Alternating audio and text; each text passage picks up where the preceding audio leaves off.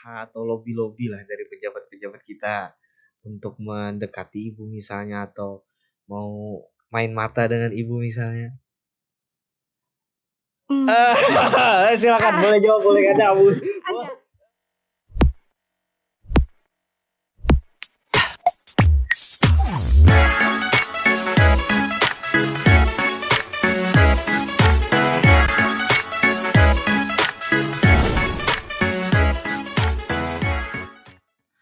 Oke, assalamualaikum warahmatullahi wabarakatuh. Kembali lagi di podcast Kata. Kita hari ini kedatangan Ketua KPU Kabupaten Tapin. Selamat datang Bu. Selamat datang. Gimana kabarnya? Alhamdulillah baik. Gini Bu, Ulun mau nanya-nanya lah. Ini kan kita mendekati masa pendaftaran, masa pemilihan caleg, habis itu bupati, terus gubernur, presiden. Nah, yang Ulun mau tahu ini kapan Bu kira-kira itu akan dilaksanakan? Baik, untuk pelaksanaan tahapan sendiri sesuai dengan PKPU dan Undang-Undang Pemilu Nomor 7 Tahun 2017, memang kalau untuk pemilu itu 20 bulan sebelum hari H, maka tahapan pelaksanaan jadwal dan program sudah dimulai. Artinya pada bulan Juni 2022 tadi kita sudah mulai tahapan. Jadi ibarat kata ini kita sudah setengah perjalanan. Oke. Ya kan, karena ini sudah di bulan Maret 2023 ya. Sedangkan pelaksanaan hari hanya adalah 14 Februari 2024. Nah, kemudian di dalam undang-undang juga, undang-undang pemilu juga, kalau untuk pelaksanaan pilkada atau pemilihan gubernur dan wakil gubernur, bupati dan wakil bupati, wali kota dan wakil wali kota 12 bulan sebelum hari H. Jadi itu perbedaannya antara pemilu dan pilkada. Jadi 2024 kamu 2024? Iya, 2024 ada 2 agenda nasional. Di bulan Februari, tanggal 14 Februari 2024 adalah pemilu, yang kita sebut pemilu itu adalah pemilihan anggota DPR pusat, kemudian DPR provinsi, kemudian DPR kabupaten, anggota DPD, presiden dan wakil presiden. Itu namanya pemilu. Di bulan yang sama, Bu? Di hari yang sama. Nah, nanti di November 2024-nya baru pemilihan gubernur dan wakil gubernur, bupati dan wakil bupati, wali kota dan wakil wali kota. Di tahun yang sama, bulan yang berbeda. Oh, tahun yang sama, bulan yang berbeda. Iya, benar sekali. Sekarang gini, Bu. Kan ini, Bu. Kita banyak lah yang ingin mendaftarkan calon kan. Pertama kita ke Pileg. Kabupaten Tapin ini kalau Ulun lihat, Bu, Ulun sering diskusikan dengan yang tamu datang ke sini. Mereka ada yang ingin mencalonkan jadi anggota DPR. Ada lah, Pak. Kayaknya satu aja, Pak lah. Perwakilan. Pendaftarannya kapan, Bu? Oke, itu juga telah diatur dan tidak bisa dibikin oleh kabupaten kota maupun provinsi masing-masing. Jadi diatur dalam PKPU, namanya peraturan KPU. Maka di sana dijadwalkan untuk pendaftaran adalah di tanggal 24 April 2023. Januari, Februari, Maret, April 2023. 24 April 2023 adalah mulai hari pembukaan pendaftaran untuk calon anggota legislatif. Sampai, Bu? Sampai nanti di bulan November itu prosesnya ya, proses pencalonan. Kalau penutupan pendaftarannya, Bu? Ini kan pendaftaran berapa hari? Nggak ada di dalam PKPU itu, dalam tahapan itu ditutup. Tapi ada proses penyeleksiannya administrasi, kemudian nanti meningkat ke kesehatan, kemudian nanti ditetapkan menjadi daftar calon sementara. Apabila nanti ada si pendaftar atau calon tadi meninggal dunia, kemudian mengundurkan diri, sakit secara permanen dan lain-lain, dalam hal ada alasan pribadi yang tidak bisa dilaksanakan memungkinkan lagi sebagai calon, maka dia mundur dan bisa digantikan sebelum daftar calon tetap kami tetapkan di bulan November tahun 2023 nanti. Jadi proses ini panjang, Mas. Tidak seperti pada suatu pertandingan misalnya diumumkan saat pendaftaran tanggal 12, tanggal 15 berakhir, tidak seperti ulun pikir itu. gitu, Bu. Tidak. Kayak tanding bola misalnya kan dibuka pendaftaran lalu tanggal sekian ditutup. Tapi kita lebih gini, Bu. Ulun mau nanya aja, Bu. Kan banyak lah biasanya orang-orang yang berstatus PNS atau misalnya masih menjabat sebagai anggota DPR atau masih menjabat sebagai kepala daerah. Nah, dia mau maju sebagai anggota legislatif. Nah, itu ulun sedikit baca-baca, Bu. Katanya mereka harus mengundurkan diri. Nah, pertanyaannya kapan mereka harus mengundurkan diri, Bu? Memang diatur dalam PKPU itu tidak diatur secara mendetil bahwa mereka itu harus mundur melepas jabatannya. Tetapi kalau surat pengunduran diri itu wajib dipenuhi pada saat 24 April sampai dengan masa penelitian administrasi, itu wajib dilampirkan. Tetapi kalau misalnya yang bersangkutan berstatus sebagai PNS atau sebut saja sebagai kepala daerah, tentu hak dan wewenang serta tugas mereka yang pokok tadi sebagai PNS atau kepala daerah gugur pada saat mereka ditetapkan sebagai calon tetap pada bulan November nanti 2023. Oh, jadi di Novembernya nanti yang ininya. Tapi surat pengunduran dirinya tetap harus dilampirkan. April. Tetap harus dilampirkan pada saat mendaftar. Isinya, Bu, maksud dulu isi pengundurannya itu berarti saya menyatakan bahwa saya mengundurkan diri sebagai PNS atau pensiun dini sebagai PNS atau jadi mengundurkan diri sebagai kepala daerah itu pada November akan datang gitu, Bu? Bukan. Jadi pada saat mendaftar bahwa saya yang bersangkutan bla bla bla bla atas nama ini telah menyatakan mengundurkan diri, kemudian tanda tangan bermaterai, kemudian juga nanti harus dilampirkan dengan proses penyelesaiannya itu. Prosesnya itu misalnya kalau kepala daerah harus memohon surat tersebut ke Mendagri. Karena dalam hal ini kepala daerah mereka dilantik oleh Mendagri, ya kan? Nah, kalau PNS tentu saja mereka harus ke Badan Kepegawaian Negara. Ya kan? Berarti proses itu juga harus dilampirkan. Tidak semata-mata hanya pernyataan diri sendiri bahwa yang bersangkutan mundur.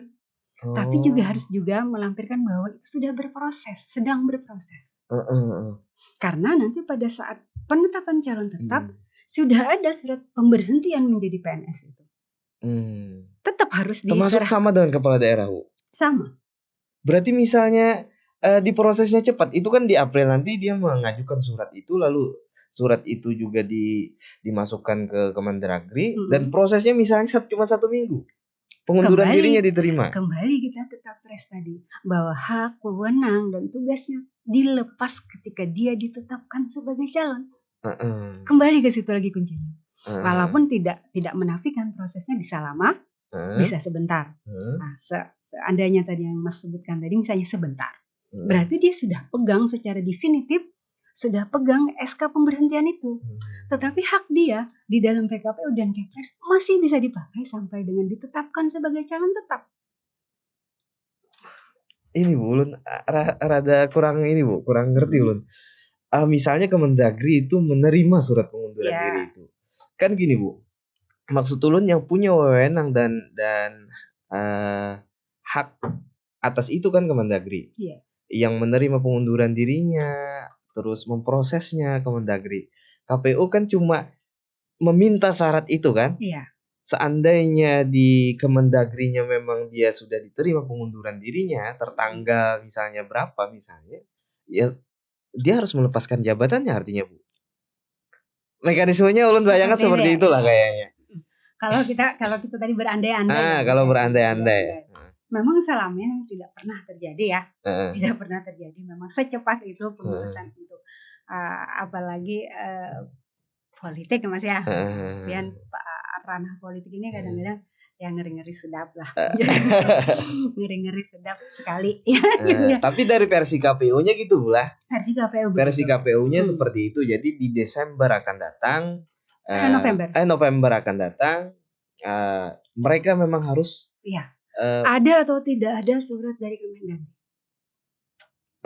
Maka dengan sendirinya sesuai dengan PKPU dan Kepres itu lepas. Agak aneh, Bu, soal aturannya, Bu. Kan urusannya ini ke Kemendagri. sedangkan KPU cuma berkas, kelengkapan. Sedangkan putusannya di Kemendagri menerima atau tidaknya. Nah, tapi ketika misalnya dia sampai November, nah mereka akan diambil wewenangnya oleh KPU. Ya. Ngerti. Berarti Bu, misal nih Bu, ada PNS misalnya mendaftar di April nanti, dia harus menyerahkan surat pengunduran diri. Itu pertama. Pensiun atau berhenti secara terhormat, tidak hormat boleh. Tidak hormat boleh Bu? Boleh. Tidak hormat itu begini. Tidak hormat itu pada saat pensiun dini tidak bisa dilakukan karena syarat pensiun dini itu kan harus dua yang harus dipenuhi ya. Satu, dia berumur 50 tahun. Syarat yang kedua adalah masa kerjanya harus 20 tahun. Tidak boleh salah satu berdiri sendiri. Harus dua-duanya. Tidak boleh dia berumur 50 tahun tetapi masa kerja belum sampai 20 tahun. Tidak boleh. Jadi harus dua-dua syaratnya wajib untuk pensiun dini. 50 tahun dan 20 tahun. Iya, pensiun dini.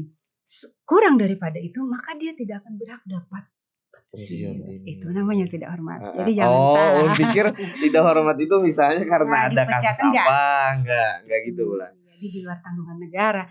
Jadi mereka hanya mendapatkan gaji yang pesangon istilahnya. Tapi untuk yang bulanan yang kita sebut dengan pensiun itu tidak benar. Jadi harus dipikirkan juga buat PNS yang belum berumur 50 tahun dan masa kerjanya tidak sampai 20 tahun.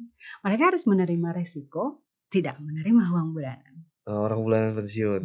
Kalau mau mendaftar. Iya. Berat juga ya. Kurang saingan Mas.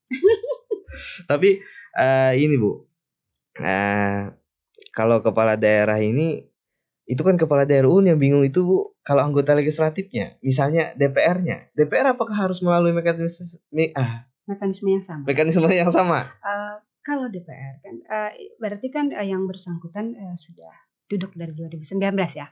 Taruhlah dari 2019 beliau sudah duduk, kemudian mau mencalonkan lagi menjadi anggota legislatif. Nah, AMJ mereka sebenarnya itu bulan Agustus 2024. Saya masih ingat itu ya. Akhir masa jabatan anggota legislatif yang 2019 ini adalah bulan Agustus. Sedangkan pemilihan mereka nanti ini kan di Februari. Kan di Februari ya. Otomatis biasanya kalau tidak ada sengketa proses maupun sengketa hasil, biasanya 3 bulan setelah hari pelaksanaan biasanya diadakan pelantikan. Biasanya. Kalau itu secara normal tidak ada sengketa, baik proses maupun sengketa hasil. Nah, kedepannya kita belum ada pencerahan ya, maupun juknis maupun arahan maupun keterangan dari KPU RI. Apakah mereka yang kemarin mencalon sebagai anggota legislatif yang belum selesai akhir masa jabatannya kembali menjadi calon anggota legislatif ini bagaimana? Karena jujur saja diserentakkan ini kan baru saja ya Mas. Iya kan? Diserentakkan di tahun yang sama ini kan baru sekarang ya. Jadi banyak memang regulasi-regulasi yang sambil jalan itu baru keluar, tiba-tiba keluar. Ya KPU sebagai apalagi KPU kabupaten kota Mas ya. Secara hierarki adalah ujung tombak paling bawah. Ya harus manut. Harus manut secara hierarki dengan KPU provinsi dan KPU RI. Ya kita selalu siap apapun itu kondisinya nanti. Regulasinya seperti apa? Apakah mereka langsung mundur? Atau nanti mereka tinggal meneruskan saja, itu belum dapat kita, belum dapat keterangan. Mudah-mudahan dalam 1-2 minggu ini, menurut kabar PKPU tentang pencalonan akan turun. Oh iya, kan sebentar lagi ini kan? Iya. Apakah mereka harus melalui mekanisme yang sama dengan itu, dengan PNS dan kepala daerah?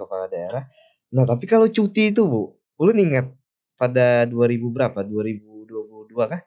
Pilgub itu kan Paman Birin itu kan cuti.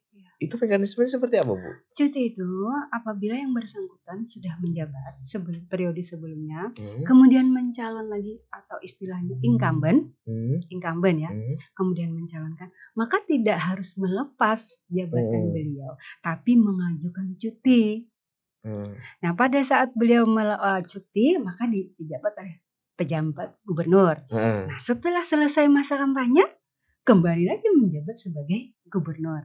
Nah, ulun pikir apakah mekanisme itu akan terjadi juga di Sampai saat legislatif nanti? Tidak ada perubahan. Sampai saat ini ya. Sampai saat ini untuk Pilgub tidak ada, untuk kepala daerah tidak ada perubahan. Untuk legislatif kita belum menerima regulasinya. Apakah ada kemungkinan, Bu? Kemungkinan itu selalu ada. Di dalam politik itu ya, namanya politik. Ini boleh. Selalu ada kemungkinan, bahkan yang tidak terpikirkan, Mas. Bisa mungkin. Contohnya, Bu? Besok pelantikan PPS, malam ini kita belum menerima boleh atau tidak pada saat COVID. Undangan sudah kita sebar. Ya, undangan sudah disebar di 135 kelurahan dan desa. Snack sudah kita pesan. Sampai jam 3 subuh kita HP tetap di atas menunggu keputusan dari KPU RI. Dan keputusannya apa? Tidak boleh dilaksanakan karena mengumpulkan orang banyak. Pada saat pilkada gubernur itu. Akhirnya apa? Keesokan harinya karena snack sudah tidak bisa di cancel, kita pesankan aja, kita acaranya di reschedule, kemudian kita adakan dengan daring. Jadi pelantikan PPK pada saat pelaksanaan pilkada gubernur itu sedang COVID, sedang merajalela kan itu saat itu. Jadi pelantikan kita melalui daring. Jadi segala kemungkinan itu pasti ada buat KPU. Kita sudah masak, Mas, kalau masalah perubahan yang mendadak itu udah terbiasa, udah makanan sehari-hari. Malah saya kebingung kalau tidak ada perubahan. Cukup ini pula, cukup keajaiban lah. Kalau lempeng aja itu saya malah bingung. Ibu berapa tahun sih sebenarnya, Bu, sudah? Ini sudah menjelang 10 tahun. Menjelang 10 tahun, berarti masa jabatannya sudah hampir berakhir. Hampir berakhir. Di 24 Juni 2023. Nah, insya Allah kita akan kembali ke pangkuan Ibu Pertiwi. Bukan penyelenggara pemilu lagi. Wah, benar sekali. Udah cukup. Kalau buah itu, Mas, teman-teman bilang kalau buah itu nggak matang lagi, Mas. Hampir busuk sudah. Enggak lah. Tapi ulun pikir ulun mau nanya, cuma bukan ranah pian sebenarnya. Ulun mau nanya memang ketika surat pengunduran diri itu diproses di Kemendagri, apakah kepala daerah itu harus berhenti bekerja digantikan dengan PJ atau gimana? Nah, itu sebenarnya ulun penasaran di sana. Apa ada, Bu, informasi yang pian tahu tentang itu? Ya, selama ini tadi ini kan efek dari penyerentakan pilkada, ya kan? Ada yang dimajukan. Ya, kita contoh saja ambil Gubernur Kalimantan Selatan, kan baru saja dilaksanakan pilkadanya. Terpanjang sepanjang sejarah pelaksanaan pemilihan gubernur itu di Kalsel, Mas, 2 tahun tahapannya. Karena ada PSU. Iya kan? Masih ingat kan? Kan hampir 1 tahun lebih tuh, hampir 2 tahun baru dilantik. Ya kita juga, Bu, waktu itu ributan itu terus kan. Nah, baru dilantik. Ternyata setelah dilantik tidak sampai 5 tahun lagi. Iya kan? Coba pikir. 3 tahun. Iya kan? 3 tahun, cuma 3 tahun lebih lah. 3 tahun lebih. Jadi istilahnya tidak maksimal, sementara pemotongannya kan jadi 2. Yang pertama karena adanya PSU, lalu terlambat untuk pelantikan. Kemudian yang kedua adanya diserentakkan, sehingga menyebabkan kepala daerah kita, dalam hal ini Gubernur Kalimantan Selatan, itu masa jabatannya kurang dari 5 tahun. Nah, di dalam peraturan Mendagri yang ulun baca itu, hak mereka tidak dicabut, Mas. Jadi pembayaran gaji atau honor mereka itu tetap dilaksanakan sesuai dengan SK yang terlampir dalam pengangkatan oleh Mendagri. 5 tahun? Iya, tetap. Cuman tanpa tunjangan. Gaji pokok saja. Oh, jadi tetap. Ini baru, Bu, baru tahu loh, Bu. Jadi tetap, tetapi nanti pada saat pelantikan gubernur yang baru, tidak lagi melaksanakan tugas beliau. Tapi pembayaran gaji pokok mereka tetap sesuai dengan SK pengangkatan dan akhir masa jabatan mereka. Walaupun dia cuma menjabat 3 tahun. Jadi 1 tahun setengah tetap dibayarkan. Tanpa tunjangan ya, Mas, gaji pokok tok. Iya. Tapi kalau mengundurkan diri, Bu, ini kan beda lagi. Ulun pikir misalnya kepala daerah mau mencalonkan diri sebagai anggota DPR RI misalnya. Dia kan harus mengundurkan diri sebelum 5 tahun. Nah, apakah itu gaji itu seperti itu juga, Bu? Karena dia mengundurkan diri secara pribadi kan, atas permintaan sendiri kan, bukan atas nama regulasi yang telah diatur tadi kan. Jadi tidak. Oke Bu. Iya. Apa lagi nanya apa yuk lagi? Sebenarnya ulun mau nanya soal politik di Tapin, Bu. Kalau Ibu berkenan jawab. Boleh. Gini Bu, di Tapin ini kan isu soal politik kan macam-macam lah, apalagi pada gubernur kemarin. Kita sampai melaksanakan PSU 24 TPS. Petugas cukup lelah. Iya. Aparat penegak hukum ulun lihat juga cukup lelah. Dan ada tudingan daerah kita itu di beberapa titik terjadi kecurangan. Iya. Nah Bu, ulun mendengar ada isu kayak gini. Kecurangan itu tidak dilakukan pada saat pencoblosan, tapi sebelum pencoblosan. Ada yang mengatakan surat suara dicoblos terlebih dahulu. Jadi ketika misalnya ada pemilih yang masuk ke kotak TPS, itu kertasnya sudah dicoblos. Nah, ulun mau tanyakan Bu, bukan menanyakan sih Bu, ulun minta tanggapan Bian terkait isu itu. Ya, jawab ya. Iya.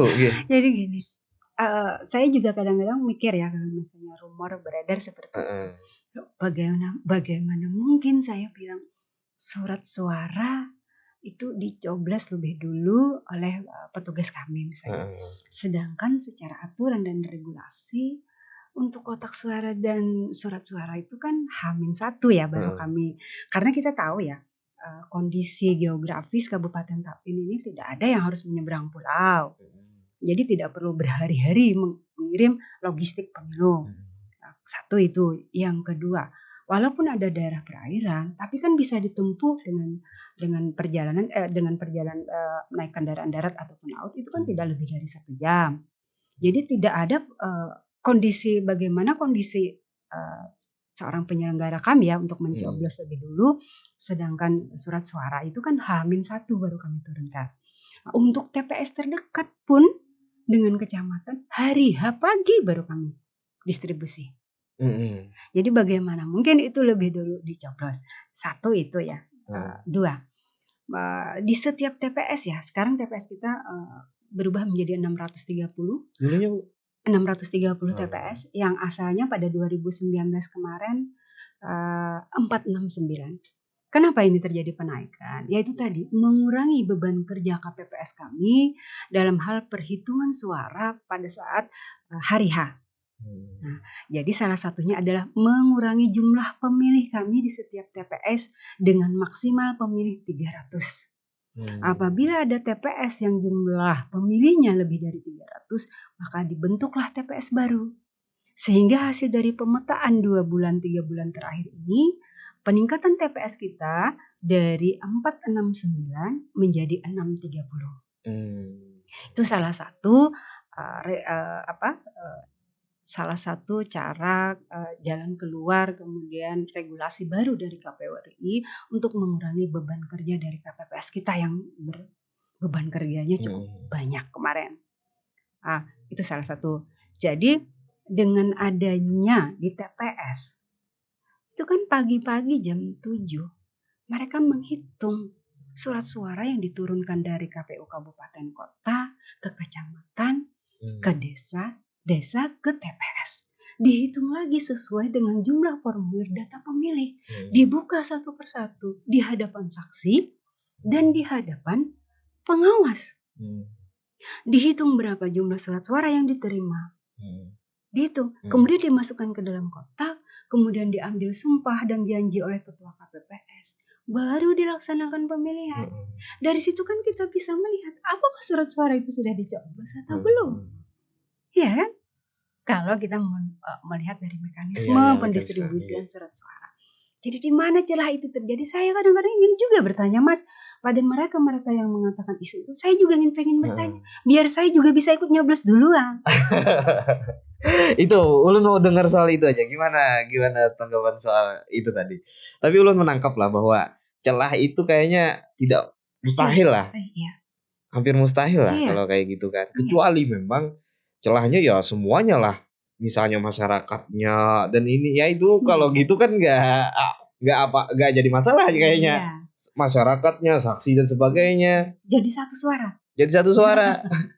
Gak bisa kan dikondisikan seperti itu. Jadi tapi sekali lagi Mas, yang namanya politik, isu politik semakin panas dengan isu-isu melemahkan KPU atau Bawaslu ataupun itu melemahkan aparat, itu sudah biasa bagi kita. Bagaimana kita cara menjawabnya? Kalau kita jawab satu persatu Mas, energi kita habis hanya untuk menjawab isu yang tidak bisa dibuktikan. Bagi kami penyelenggara pemilu, apalagi saya tekankan kepada PPK, PPS dan KPPS, tetap dalam komando satu arah dari saya. Sekecil apapun permasalahan tetap laporkan. Silahkan japri saya, telepon saya 24 jam saya layani. Agar supaya apa? Sekecil apapun permasalahan harus diselesaikan di tingkat paling kecil. Jangan sampai api itu semakin membesar. Karena apa? Kita tahu pada saat PSU itu bukan berarti kita tidak konsen ya di situ. Kita konsen sebenarnya di situ. Tapi kan memang pada saat itu itu agak lucu juga Mas ya kalau diceritakan.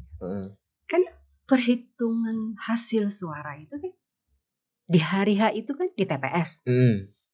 Pada waktu kita mencatat dari Ceplano atau C1 itu ya ke Ceplano. Itu kan saksi ada ya. Panwas ada. Sebelum dituangkan dalam berita acara kan ditanya Mas. Clear, sama ya ini? Bisa ditandatangani ya? Bisa ditetapkan? Iya, tanda tangan. Naik ke tingkat kecamatan. Ditanyakan lagi dengan saksi yang berbeda di tingkat kecamatan. Panwas Jambi juga. Clear juga. Naik lagi di tingkat kabupaten. Saya tanyakan sampai 3 kali. Kepada Bawaslu Tapin, kepada para saksi semua. Apakah ini bisa saya tetapkan? Atau ada yang ingin disampaikan, dikomplain? Atau ada argumen lain yang memiliki data selain pada kami? Clear. Tapi ketika itu diangkat ke tingkat nasional, sidang. Ada pilihan itu. MK. Tapi kok kemarin jadi saksi Bu? Ada dipanggil gak Bu? Kalau saya tidak. Kalau petugas KPPS-nya ada. Dan saya ikut mendampingi sebagai wujud tanggung jawab saya sebagai ketua KPU. Saya tidak ingin melepas KPPS berhadapan dengan APH sendiri. Bagaimana SDM mereka dengan gajiannya 1 bulan harus berhadapan dengan APH. Oh, tidak bisa. Saya hadir saat itu. Saya juga ikut jawab. Dan itu untungnya Mas, ketika kita turun langsung, kita tahu keadaannya. Jadi kita bisa menjawab. Intinya kita tidak mempermasalahkan ya apapun kesalahan KPPS, apapun itu kesalahan PPS, tetap sebagai leading sektornya saya di tingkat kabupaten itu kesalahan saya. Jadi saya evaluasi, kemudian itu menjadi pembelajaran. Jadi pembelajaran kita semua walaupun hanya 24 TPS ya Mas ya. Dari 649 TPS, 24 TPS yang kita PSU, tapi itu menjadi pembelajaran luar biasa bagi kita.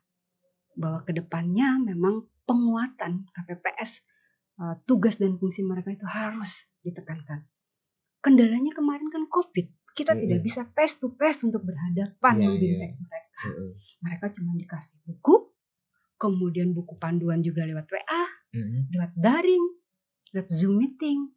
Jadi tidak ada bintek itu face to face itu tidak ada dengan mereka. Itu kemarin kendalanya. Tapi sekarang nggak lagi kan Bu? Tidak lagi. Sekarang sudah dilakukan kan? Sudah. Berarti sudah aman. Itu pembelajaran luar biasa. Jadi saya tidak menganggap itu musibah, tapi itu pembelajaran bagi kita. Bahwa ada kondisi seperti itu. Ada memungkinkan.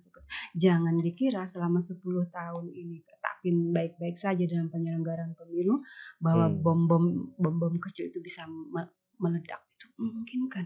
Yang namanya politik itu tidak ada yang abadi, tidak ada teman yang abadi, tidak ada musuh yang sejati. Jadi bisa saja itu datang dari mana saja. Tapi gini Bu, dengan berbagai pekerjaan, tantangannya juga berat, harus berhadapan dengan hukum seperti yang Pian jelaskan tadi kan. Berapa sih Bu gaji PPS itu Bu? Kalau PPS lumayan.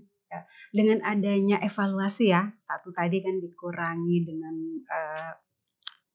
pengurangan jumlah daftar pemilih di setiap TPS, dinaikkan juga tahun ini untuk 2024 masa kerjanya 14 bulan dan uang honornya dinaikkan. Bro, spill lah Bu. Kita kalau maksudnya, untuk PPK 2,5, PPS? Untuk PPS 1,3, 1,5 ketuanya. Ketuanya 1,5.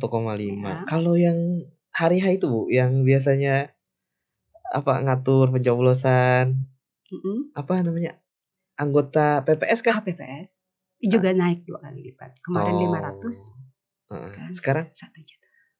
Harusnya ikut dulu pula.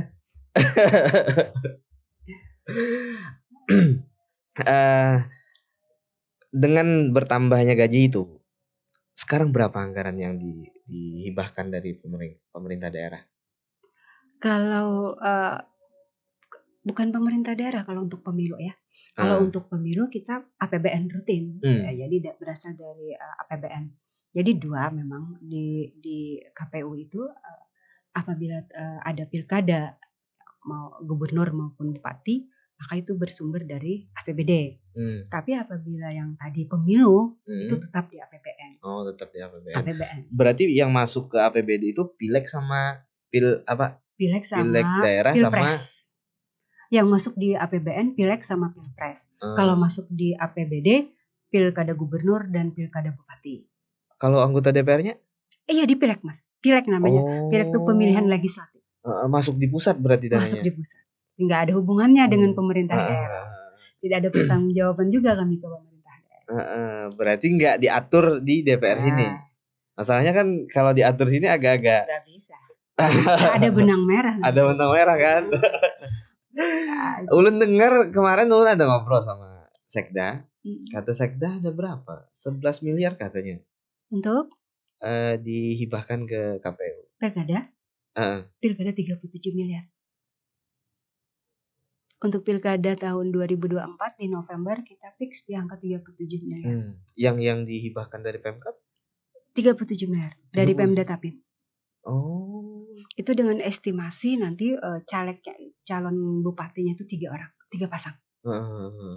Pada tahun 2018 kita juga melaksanakan pilkada bupati ya. Pada saat itu di angka 20,8 miliar. Jadi agak naik ini bulan. Agak naik.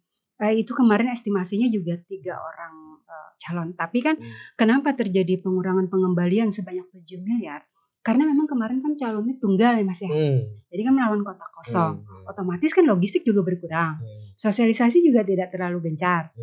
Kemudian yang ketiga tidak ada debat publik. Karena tidak ada lawannya kan. Iya, jadi kemarin hanya pendalaman dari panelis. Nah itu kenapa kemarin KPU menganggarkan banyak sekali. Iya memang anggaran kita kemarin itu jaga-jaganya tuh 3 calon, 3 pasangan calon. Nah kemudian dalam perjalanan tahapannya juga ternyata hanya 1 calon. Ya otomatis kita kemarin mengembalikan sekitar 7 miliar dari 20,8 miliar. Jadi 13 saja kemarin pakai. Oh berarti yang Ulun ngobrol sama Sekda itu mungkin tahun ini sekian. Dia kan bertahap kan Bu? Iya, benar itu. Kalau penganggarannya memang bertahap. Dari jumlah totalnya untuk pilkada memang 37 miliar. Tahun ini 11 dulu. Sisanya nanti di 2020. Tapi katanya karena beririsan, ini aturan baru kan? Karena beririsan dengan Pilgub. Iya, jadi ada dana sharing. Ada dana sharing katanya dari provinsi. Iya, 7 miliar katanya. Iya, benar. Itu mereka provinsi mengcover untuk gaji badan ad hoc. Nah, jadi gaji badan ad hoc, gaji yang namanya PPK PPS tadi itu namanya badan ad hoc. Nanti itu uangnya berasal dari dana hibah gubernur. Nah, jadi untuk kami tidak boleh lagi menganggarkan itu. Itu dana sharing namanya. Karena diserentakkan antara pemilihan gubernur dan pemilihan bupati. Tapi pertanyaannya dengan penambahan itu, apakah ya tadi lah oke lah bertambah 2 kali lipat. Pekerjaannya kita nggak tahu apakah bertambah atau gimana. Ulun lah pribadi nggak tahu. Apakah itu cukup manusiawi Bu? Yang pertama tadi adalah pengurangan jumlah pemilih. Otomatis kan maksimal sekali satu TPS itu 300 lembar surat suara. Maksimal itu. Itu maksimal. Gak boleh lebih satu pun gak boleh. Ya 300 per 1 gak boleh. Kalau kurang boleh, maksudnya kurang, ya 30 nggak masalah. Banyak yang kurang. Malah di Piani sama Hatungun ya memang harakit itu ada yang 180, ada yang 135, tapi memang tidak bisa disatukan karena mereka terhalang gunung. Kenapa kita tidak menyatukan TPS ini sama dengan ini ketika dijumlahkan 2 TPS ini mencapai 300? Karena jarak tempuh mereka itu membuat pemilih malas untuk datang ke TPS. Itu jadi pertimbangan kami. Jadi kondisi geografis itu juga kami pertimbangkan. Ketika kami ingin meleburkan 2 TPS menjadi satu, kami juga harus memandang topografi wilayah tersebut. Bagaimana kami harus survei ke lapangan, melihat pemilih, bagaimana pendapat mereka. Apakah kalau TPS ini disatukan mereka mau berkendaraan sejauh 3 km? Iya. Kalau dalam survei hasilnya tidak mau, maka kami dengan pertimbangan itu maka mempertahankan TPS yang lama untuk dipisahkan tetap. Tapi tadi memang harus ada alasan-alasan yang masuk akal, masuk logika. Tapi Bu, lebih enak ini lah Bu, lebih enak. Ini pertanyaan agak beda lagi kan. Enak cuma satu calon aja kah atau 1, 2, 3? Bagi KPU itu sama, Mas. Ketika kita gini, ada kemarin pernah kita studi banding ke tebing tinggi daerah Sumatera dekat Danau Toba. Pada saat itu ketika sudah diketahui bahwa calon kita hanya satu melawan kota kosong, kita studi banding karena saat itu kan belum diserentakkan ya tahun 2018, 2017, 2018 itu belum diserentakkan. Kami studi banding ke sana, ingin mengetahui bagaimana suara kosong itu kota kosong bisa menang. Kami studi banding ke sana. Dan itu berat sekali, Mas. Kalau kota kosong sampai menang, apa kota kosong yang harus duduk menjadi bupati atau kepala daerah? Itu kan agak aneh, Bu. Tapi katanya penunjukan dari Kemendagri. Tetap harus dilaksanakan, roda pemerintahan kan tidak bisa dilaksanakan oleh pejabat sementara saja. Iya. Tapi ada kejadian di Indonesia kayak gitu? Ada di tebing tinggi kemarin. Jadi kita pada saat itu kan menang, kemudian dilaksanakan pemilihan ulang kan. Dan itu juga harus melewati mekanisme yang cukup. Oh jadi harus mekanisme lagi, harus pemilihan ulang lagi. Dan itu cuma setelahnya aja? Ya. Oh. Iya Bu. Ya, jadi berat memang, lebih berat memang kalau harus menghadapi kota kosong. Bagi penyelenggaranya tambah berat. Bagi sang calon pun itu memalukan, pukulan telak. Iya kan? Berarti mereka tidak diinginkan oleh masyarakat. Lebih mending 2 calon kalah secara terhormat daripada melawan kota kosong yang dalamnya juga kita tidak tahu siapa kan. Berarti itu kan gini Mas, surat suara itu beda Mas. Ketika 2 pasangan calon dengan calon tunggal itu beda. Tidak ada di calon tunggal itu kita harus mencoblos. Kita hanya setuju dan tidak setuju. Oh, gak pernah lihat lagi belum? Nanti lihat. Tidak dicoblos. Jadi tidak kalau ada beberapa pilihan surat suara 1, 2, 3, 4 kan kita coblos ya. Kalau kan tidak. Berarti mereka kan tidak setuju. Berat bagi saya. Tapi ke depan Bu, kalau Bian lihat ada kemungkinan nggak kota kosong? Makanya bagi KPU berapapun ya sebenarnya, berapapun itu, kami malah lebih senang itu kalau calonnya itu banyak. Coba bayangkan kemarin HST kan kemarin baru saja ya, pada saat pilkada gubernur juga mereka mengadakan pilkada bupati. 5, bayangkan, sekecil itu daerahnya dia harus 5 pasangan calon yang harus dipilih. Itu kan berarti masyarakatnya homogen, artinya tidak terkultus dengan satu faksi itu. Berarti banyak masyarakat yang ini mencalonkan yang ini. Nah, saya lebih senang seperti itu. Sehingga masyarakat kan lebih terakomodir. Dan pilihan mereka pasti itu kan gesekannya besar sekali. Tapi itulah demokrasi, Mas. Real demokrasi itu seperti itu. Kalau ditapin ke depannya mudah-mudahan ya, saya itu KPU itu terbuka ya. Siapapun mereka yang sepanjang mereka memenuhi syarat sebagai calon bupati, bagi KPU tidak masalah. Jadi, hari ini ulun lihat cuma ada 2 lah. Ulun. Loh, dari mana Mas melihat kacamatanya? Ada tamu datang ke sini kan. Oh iya. Itu kan tersirat ya. Iya. Tersirat. Iya, pengumuman kayaknya mau di sini, Bu. Sosialisasi boleh juga. Itu tidak dilarang. Iya, ulun tanya mau nyalon. Katanya mau nyalon, ada ketua DPR kan, Haji Amani dan direktur rumah sakit. Nah, kayaknya enggak, maksud ulun enggak kota kosong lah kayaknya tahun ini. Kecuali ada lobby politik kan, kita enggak ngerti lah soal itu. pelaksanaan nanti kan tahapan baru di November 2023. Jangankan 1 tahun, Mas.